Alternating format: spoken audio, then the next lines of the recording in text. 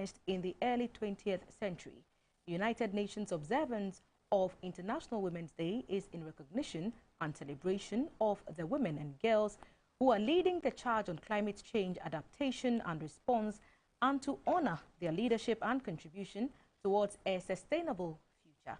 The theme for observance of International Women's Day is Gender Equality Today for a Sustainable Tomorrow. Gender and Labor Specialist at the General Agricultural Workers Union of TUC, Bashiratu Kamal, a climate change activist, speaks out on the climate crisis and its intersection with gender and race, especially in how it disproportionately affects women and girls in Africa. Bashiratu shares that gender inequality is a powerful tool in tackling the climate change crisis. She joins us now via phone. Good afternoon, Bashiratu. Thanks for joining us. Good afternoon, Thelma. Thank you. Explain to us the link between gender equality and climate change, as you were telling us before. Good afternoon to your listeners. And then I wish all women a happy International Women's Day, and also to all the allies that we have had over the years who have been supporting the emancipation of women in diverse ways. So the link between climate and gender is that in our world, there's nothing that has no gender implication. And climate change itself is no exception of that. If you look at the weather and the climatic conditions that we used to have in our rural areas and then sometimes in our urban centers, it has affected how things are done now and how things used to be. So for instance, we'll talk about issues around women going to fetch firewood, going to fetch water, and how the climatic conditions affect women on same, women in agriculture, and access to irrigation, and how that is also affecting the work that they are doing on their various farms in diverse ways as well. Then we can also look at even in urban centers. What does it mean when it is raining, when it's not supposed to be, and the implications for all of us, and then trying to do a gendered analysis of those implications that we are talking about as well. So there's a lot of linkages, and when we solve those issues, we end up solving most of the bigger challenges that especially women who are more vulnerable tend to face. And we are talking about some of the peculiar things that need to be acted on now to help women fight climate change. What are some of those things? You've mentioned how women are the ones who take care of maybe fetching of firewood and whatnot, but what actions are needed immediately? I think the actions vary in different forms. So we can talk about issues around childcare and child responsibility. We can talk about government responding to climate change issues and what policies are in place now to respond to that. And what inputs, what are the things that we have put in place at those levels to respond to those challenges that, as it were, women will be facing in the community level. Now, there are a lot of diversity that people are talking about. We are talking about people not using firewood again and then turning to gas, but then we are talking about access and affordability. We are talking about people not felling trees and then burning for charcoal. What other options and what are the affordability means when we want to discuss about it? We are talking about water being readily available. So if I used to fetch water from 2 kilometers, has the climate affected that? And if it has, how do we respond to that in that regard? We are talking about irrigation. So if there is irrigation going on and there are opportunities, are women adequately catered for? We deem that, or we leave it to the decision of opinion leaders who are more likely to choose men to be the beneficiaries of such interventions that comes along. Why is it important for women, especially from our parts of the world, women in Africa, to be involved or for their voices to be heard in this climate activism agenda? And how can we get more women involved? Well, it is not about being important, because in the end, women are human beings, and whatever happens affects them. So it is the right thing to do that we call everybody to the table and then respond to the challenges and the issues that affect all of us. So, and then also, if you look at it, women are the most affected. So why would you take decisions without them? How do you listen to how it affects them in diverse ways? How do you listen to them giving you the solutions so that you don't bring a wholesale approach that does not work, and then you come back to tell us that you tried, but then they didn't appreciate the effort in place? Meanwhile, you could have included them and they would have probably given you a better solution at a cheaper cost than what you actually decided to put across for them. Then, if in Africa here, how do you take decisions without the women who are the most affected? You know, it's difficult. So everyone has a role to play, and we have to create opportunities, you know, for everyone to be part of that decision-making processes as well. We're also talking about International Women's Day at a time when, at least for us in this country, individual perceptions on gender equality and gender roles are strongly influenced by cultural practices and norms. Is there a path for women towards achieving equal rights, as we all want for women in Ghana? There is a need to change mindset. One, beyond putting laws and policies in place, what are we doing to ensure that people actually change the ways they see women? Beyond women being helpers and women just being the ones responsible for reproductive roles, to seeing them more as people who also have a role to play productively, and that women can be more than how we see them. One, we need to put in place systems and structures that are really gender responsive and protect women, whether laws, whether policies, whether structures, you know, whether interventions, whatever it is. It should be with the voices of women throughout the beginning of the processes to the end of that process as well. We're talking about making women's voices heard. On the floor of Parliament, we're told that only about 40% of the numbers are females. How do we get more women involved, and how do we get more women into decision-making roles where their voices can matter? I think one of that is we have been talking about the passage of the Affirmative Action Bill, which is still lying in Parliament several years after it was drafted. It has gone through several changes, but it's still yet to be passed.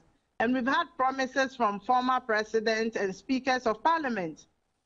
Affirmative action does not only allow us to increase the numbers of women, it allows us to also break the biases and the barriers and to change how things are done. So we are talking about having a low number of women, but are political parties sensitive enough to even accept some of the things that we are talking about, like leaving safe seats for women, like supporting women by reducing the cost of nomination or filing fees, supporting women with resources so that they are better able to campaign, to get more money and be able to go around like the other people do. All these are challenges that women face. So when it comes to leadership in Parliament and all of that, it's something that all of us we have a role to play. But in the end, the passage of the Affirmative Action Bill is going to play a critical role in that. The UN recommends 30%. The African Union represents 40% of women being actively involved in local participation. You've just mentioned lowering the financial thresholds so that more women can access. But then the question arises, if we call for women empowerment and we call for equality, why should men and women not pay the same fees to access the same opportunities? It's about who has been disadvantaged from time immemorial. So we are not talking about being at the same level. We are talking about giving opportunities to a group of people who have been disadvantaged for a very long time. So talking about access and control to land, for instance, talking about access to education, talking about how women have been seen over time, and even now, how people see women as not people who are not supposed to be leaders. That is what we are discussing, you know. So it has nothing to do with reducing or lowering the bar for women. That is why affirmative action is also a positive discrimination, because people source for funding for political party purposes, and that funding is always not readily available. So if people who are giving the funding are not people who support women's empowerment, how would they give the money to women to also go around to campaign? Because political parties are not giving any support in terms of cash to their constituency or the aspiring MPs. Today, COVID-19 is front and center of our health battle across the world, and indeed, women are disproportionately impacted by COVID-19. How do we begin to integrate issues affecting women into the existing COVID-19 responses? Because we know of instances where children are not able to go to school, and it is usually women who have to stay home or make arrangements to ensure that the children are taken care of, as is the case for the elderly in society. Well, I think it is even better now. But when COVID struck, the president never for once mentioned women or any containment measure that was responsive to women in any way at all, in all the addresses that he gave. Beyond that, when schools were closed, there was no arrangement in terms of how children would be taken care of. When partial lockdown was given, there was no arrangement as to how employers will go about taking that from the leave of workers, of which women were part of. After that, children were still at home, and there were no practical arrangements and support from any policy person or government or anyone in leadership to say that this is how we are supporting women to go back to work whilst their children are catered for in their house. But children stayed at home for 8 months, and what it meant was that some women had to resign from their jobs to sit home and take care of those children, because those responsibilities traditionally and culturally have been given to women. How can these be remedied, Bashiru, before we take leave of you? I think all of us have a role to play. The media, as we are discussing International Women's Day and if matters arising, is an educating thing we are doing. Sensitization. NGOs and CSOs are already doing a lot of work. Then we need policy and legislative changes where necessary to push for some of these things to change. We need to put systems and structures in place that are very responsive on the issues of gender, and especially in terms of protecting women's right to work and then right to earn a decent living whilst working as well. Then we need to pass the affirmative action bill as well. Thank you so much, Bashira, for spending a part of your international celebration with us this afternoon on GBC News. We've been speaking to Bashira Kamal. She's the Gender and Labor Specialist with the General Agric Workers Union of TUC, sharing her thoughts on what more can be done to ensure that women maintain an appreciable performance in local governance circles and across several sectors. And still maintaining focus on International Women's Day celebrations, the Assembly member for the Legon electoral area, Madame Grace Champong, is advocating for more women to be entrusted with higher responsibilities, especially in governance. Madame Grace Champong says it is the most effective way to drive inclusive growth and reduce poverty. GBC News caught up with Madame Grace Champong in her electoral area at the University of Ghana campus at Legon in Accra. She spoke to our journalist, Gifty. Over 20,000 students and workers on the University of Ghana campus constitute the Legon electoral area.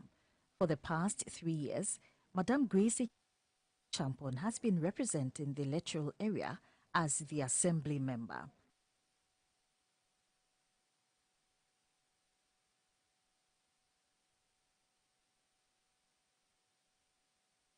We do sincerely apologize for the loss of visuals there. We'll bring you that story later on. But we still maintain focus on recognizing the important role women play in society, and a cross-section of Ghanaians have congratulated women for their effort as the world celebrates this year's International Women's Day.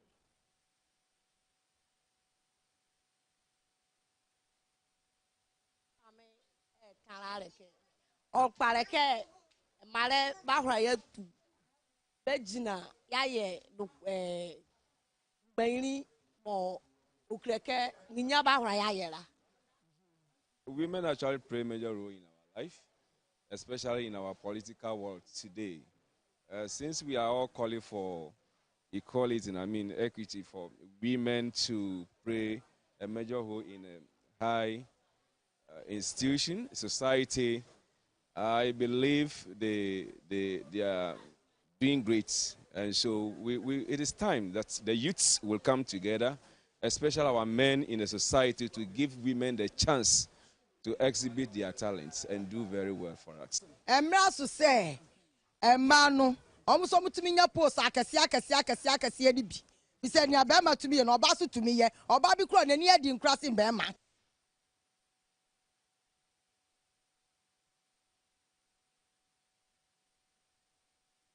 Views from a section of the public on International Women's Day, and these women, especially those in rural areas, play a critical role in the socio-economic development of their communities. However, various studies have shown that women, particularly those in rural communities, are often left out in the decision-making process. As the world marks International Women's Day, Shared Network Ghana and its collaborating partners are calling for an end to all forms of discrimination against women. Speaking at a forum to mark International Women's Day at Salangpang, the coordinator for SHARE, Edie Zakaria, emphasized the need to support women to achieve their full potential. Our correspondent, Mutala Isa, has more in this report. We are in Salangpam, one of the rural communities in the Myeon district of the northern region. This is where civil society organizations are celebrating International Women's Day in the northern region. The women here produce shea butter. They pick the nuts, they process it, but there are concerns that they do not derive the full economic benefit of that chain. And civil society organizations, including NORSAC, are calling for a fairer representation of women along this chain to enable them get more out of their endeavors. Hajia Hafsase Sumani is the programs manager at NORSAC. We feel that the indigenous woman in the community should be celebrated. Reason being that they engage in a lot of economic activities. However, their recognition is not much appreciated. Salangpang is one of the communities where we have women engaged in share production. And so we see these women pick the nuts, process it. But however, we ask ourselves the question, how do they sell these butter? And we mostly find middlemen, mostly they are men, who actually ensure that they send their product out there to the market. These women are not directly involved in that, and so it's a concern, and that is one reason why the We Act project is in this community, to ensure that the value chain is felt by the women and they are engaged directly in this production, so that they would also appreciate whatever they have done to improve their economic lives. Beyond shea butter production, there are equally very important areas that women are not given enough opportunities here in the northern region. For example, politically, you will find very few women represented at the district chief executive position across the northern region. In terms of even members of parliament, there are very few of them, and politically generally, women are not fairly represented. And as the world marks International Women's Day, there are calls from all over the place. Civil society organizations, the National Commission for Civic Education are all calling for equal opportunities for women. From Salangpam in the northern region, Mutala Isa for GBC News. We stay a while longer on women's issues. The world will be a much better place if it is devoid of bias, stereotypes and discrimination, and characterized by equitable inclusivity and diverse platforms for everyone, especially women. These were the words of the U.S. Ambassador to Ghana, Stephanie Sullivan, when she joined this year's Global Mentoring Walk to mark International Women's Day. Here's a report by Ofori Wadako. Yeah, women in leadership positions in Ghana participate in the mentoring walk with young women who are ready to receive training in personal development, leadership, and professional development. The program usually focuses on establishing a connection between accomplished women and young aspiring women leaders at the local level. Founder and Executive Director of Mentoring Women Ghana, Bridget Jogbonuku, was emphatic that women need support from each other to help forge an all-inclusive world. They form nice relationships. I think that you picked up some who were mentees in 2009 and are currently mentors and are also mentoring people. So it's a community of women we are growing who will take mentoring as a project, if you like, and in doing so, bring up other women leaders. The U.S. Ambassador to Ghana, Stephanie Sullivan, urged all women, especially young girls, to be assertive, speak up, and stand up to all forms of gender issues that limit women and the girl child from achieving their purpose in life. Nobody can be you as well as you can be you. A lot of times we look at our friend or our big sister and we think, oh, I wish I fill in the blank. But that person, they can only be themselves. They can't be you, and you can really only be the best at being yourself. The approach for the Mentoring Women Ghana program is in 3 phases: professional, social, and emotional. Through these processes, participants are expected to build trust in one another through conferencing or meeting, observation, coaching, and the development of growth plans and actions. For GBC News, Rufri Wadako reporting.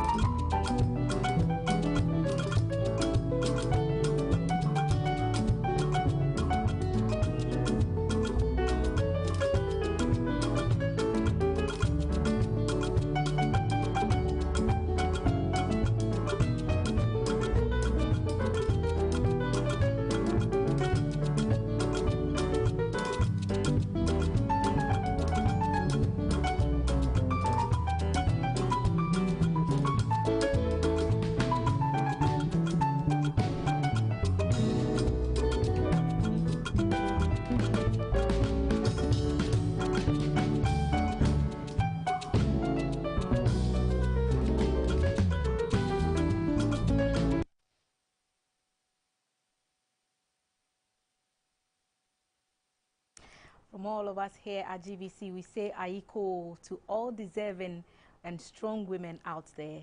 Go and get it. You can do it. Congratulations on International Women's Day. And in a closely related subject, children living under alternative care will now enjoy some form of protection from physical, emotional, and social harm. This is the outcome of a dialogue on safeguarding alternative childcare organized by the SOS Children's Villages in Ghana. This conversation was triggered by reports that an estimated 2.7 million children who live in residential care are exposed to various forms of abuse and risks.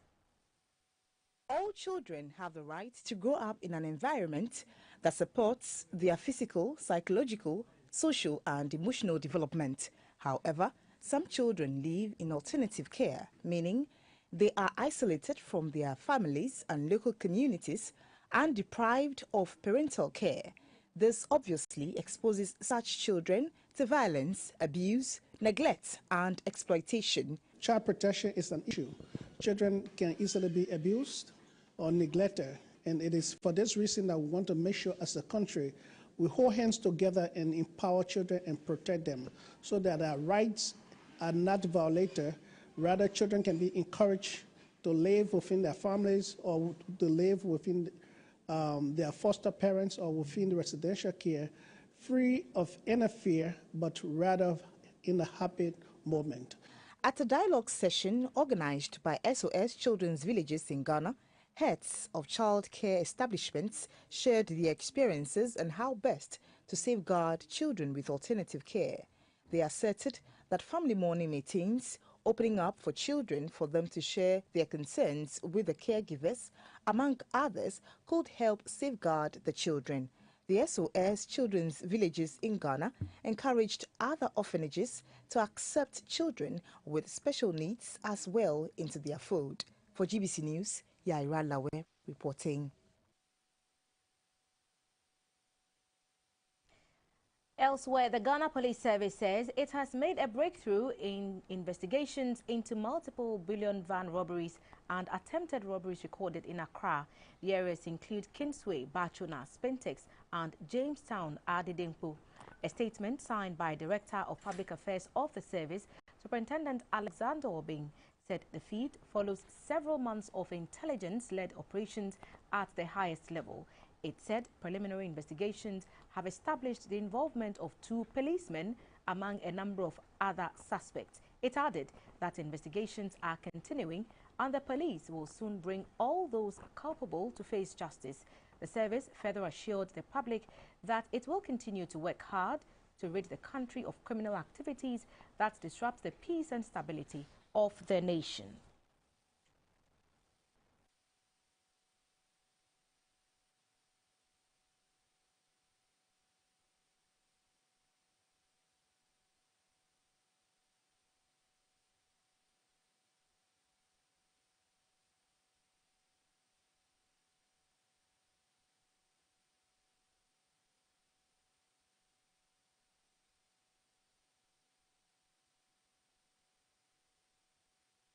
The African branch of the Commonwealth Parliamentary Association, CPA, converged in Accra, Ghana on Tuesday for its 82nd annual conference. It was to discuss the future of the association and seek reforms from the House of Commons of the British Parliament.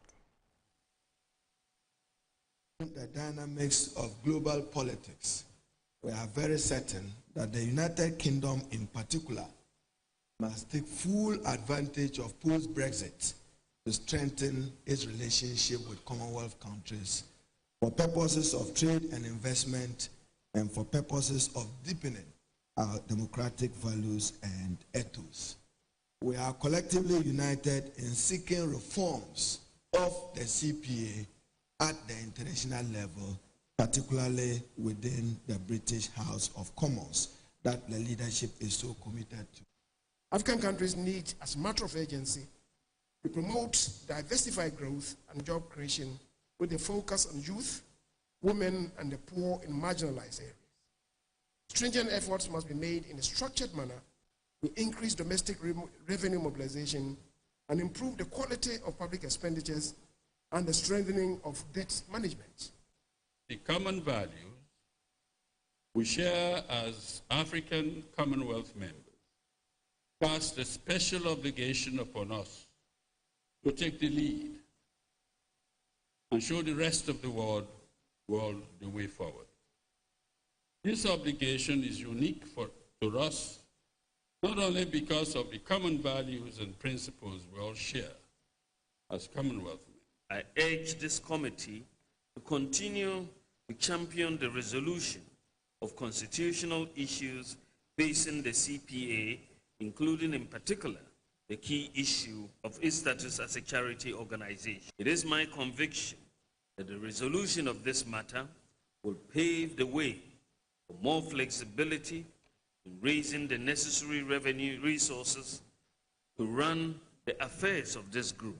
As a group of parliamentarians, the CPA Africa region is also in a unique position to contribute to the resolution of challenges on security and related matters currently facing the continent. You're still watching News Hour Live. The people of the Pulima traditional area in the Sisala West District of the Upper West Region have held a derby at Sobele to climax the celebration of this year's Gandawi Nabilme Festival. The president of the Polymer Traditional Council, Koro Osman Diria Nankpa, made a passionate appeal to the government to establish a technical and vocational education and training TVET institute in the area. Koro Nankpa, who is also the paramount chief of Polymer, said the establishment of such a facility would bring progress and sustained peace to the area, as it would help equip the youth with employable skills to reduce poverty. Celebration of the Nabilme Festival helps remind the people of the Gandowi traditional area of their heritage. It is also used to showcase their rich culture and make demands for developmental projects. The festival attracted people from all the 9 communities of the Polymer traditional area who displayed their dancing skills and some artifacts. This year's celebration focused on harnessing the full potential of the youth, the role of science, technology, and vocational education. The paramount chief of Polymer, Koro Nampa, spoke of development gap in the Gandowi traditional area, which he urged the government to address. We wish to appeal through you to the President of the Republic of Ghana to take action on the requests I made to him during my visit to him at the presidency. The need to establish a technical vocational education training called TVET school in our district. We would wish to again remind and bring to his attention the need to improve the road network in the Sisala area. The regional minister, Dr. Hafiz bin Sali, commended the people of the Polymer traditional area for preserving and promoting their culture. He said the government is making TVET education more accessible by placing it under the computerized school selection system. Nana Akufo-Addo's government is committed to revitalizing and reforming TVET education to promote entrepreneurship among the youth. The MP for Sisala West, Mr. Mohammed Adam Sukparu, promised to establish an ambulance fund to support patients who need to be transported outside the district for medical attention. 13-year-old Nancy Gamali has been diagnosed with osteoblastoma, a bone-forming tumor. Nancy Gamali and her grandmother, Madame Teresa Amo, are appealing to the general public for financial assistance of 50,000 Ghana cedis for corrective surgery. Nancy Gamali is a Class 6 pupil of the Mataheko Roman Catholic Basic School located in the Ablekuma Central Municipal Assembly.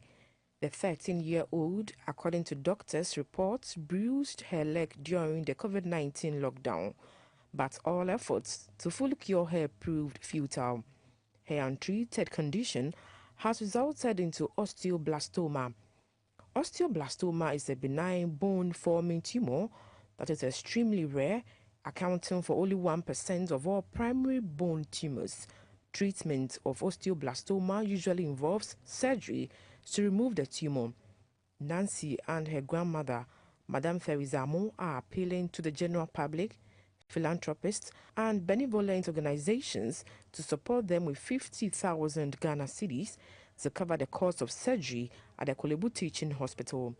Medina nanti sa nkofo de beto duane kura de adi nkofo na yema doye ene de nkakra nkaga de to duane di sesi ase na ekon na no ya na ye kase ne ye de ba Kolebu ye nyi skampo to duane enuro mpo amanfo na boaye sesi o mo senke ye nkofie na awrade adum ya be ye damti ya o mo si ye ne surgeon so ye no 500 million mi hu ba bia me nkofa bi sesi nkofo e madoye nyom so mo abre. Nti ayese me nso me di beto amanfo ni no mo boa me wakure ho san se me ni hwefo bia me asoma yare 3 years me ko be bia se ne di beto bia ne di kura de mai me ni bi nti me sira urade se urade enko bia kuma no mo mo am ne mfanya kura yi na ma no si am ye nya bi ombetwa. Nancy told GBC News that her ambition is to pursue law and become a judge in future, but she fears her dream may not come true due to her deteriorating condition, which has left her out of school for 2 years. My friends are now in JHS too. I want to be a judge in future, but because of this thing, I can't. I'm pleading to the general public, the government, the philanthropists, all of you to help me. Kindly support Nancy Gameli's surgery by donating to Theresa Amu on MTN mobile money number 059 131 6296 059 131 6296.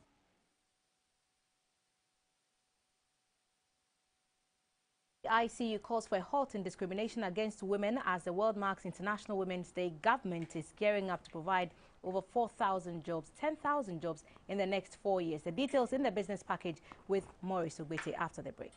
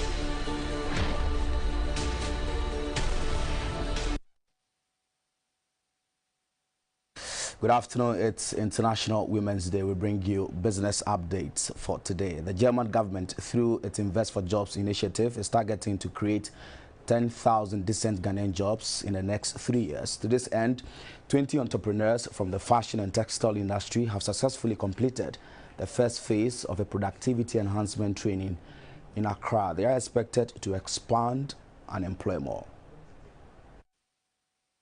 This is the first leg of the capacity building drive. The 20 beneficiary SMEs, including 40 others from previous trainings, will this year have the chance to travel to Germany to complete the final phase of the exchange program. In all, 3 cohorts with 20 SMEs each from agribusiness, furniture and wood industry, as well as fashion and textile industry, have been taken through 2 weeks of the Ghana-German SME exchange and training program. Invest for Jobs, a program funded by the German government and implemented by GIZ since last year, has been training entrepreneurs from various sectors in different SME spaces to help them expand to create more jobs.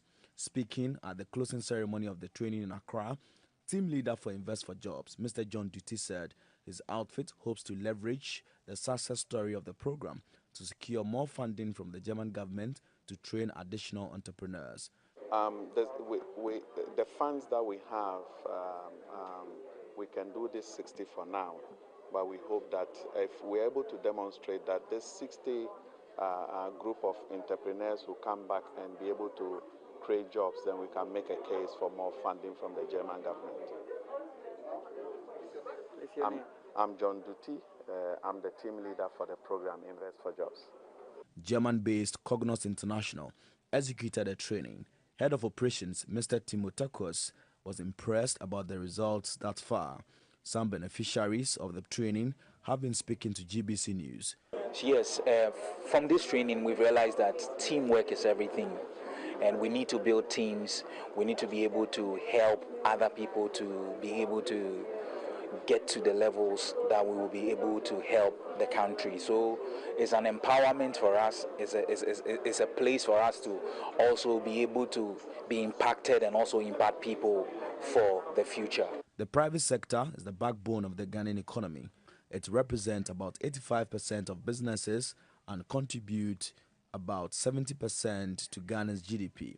The German government therefore deems it imperative that SMEs are supported to grow and expand their frontiers by joining international markets. Industrial and Commercial Workers Union has called for the halt in the discrimination and exploitation of women at the workplace, marking International Women's Day in Accra. The head of the Gender and Youth Desk of the Industrial and Commercial Workers Union, Madam Esina Mpoku, called on women to raise awareness against gender biases against women at all stages of work. I want to say to all working women today is to continue to press on for inclusivity whilst we try to break the bias against us as women. Convention 190 and its recommendation 206 are the recent international standards adopted by ILO. So today I want to urge the Labour Minister together with the Gender Minister to work in ratifying the conventions. And when this is done, Ghanaian workers, especially women, will be able to realize the full effect of that international tool.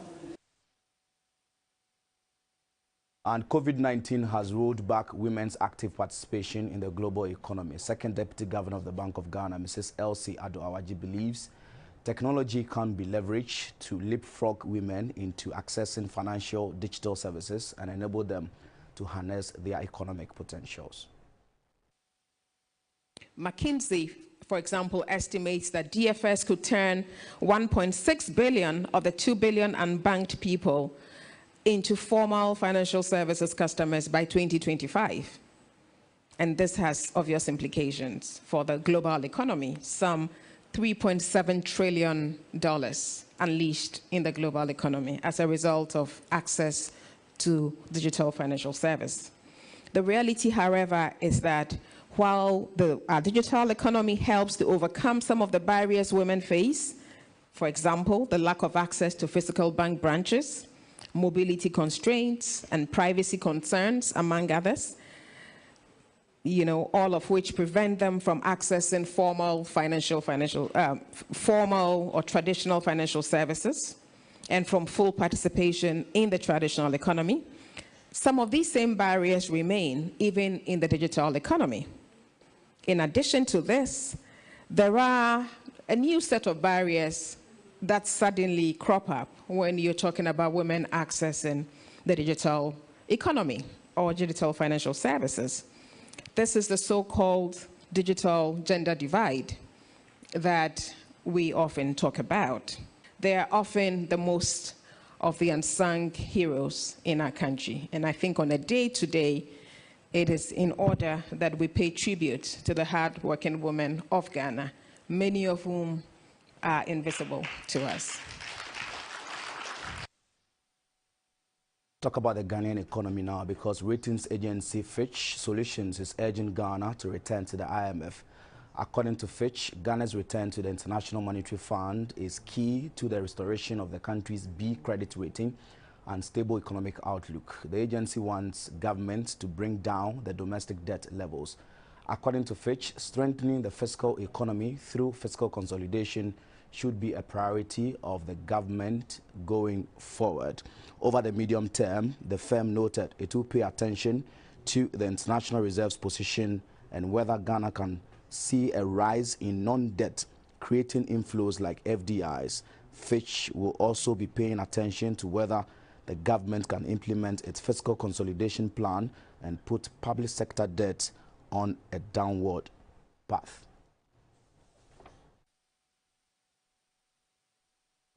Let's go to the interbank forex market and get latest on how the cedi is performing.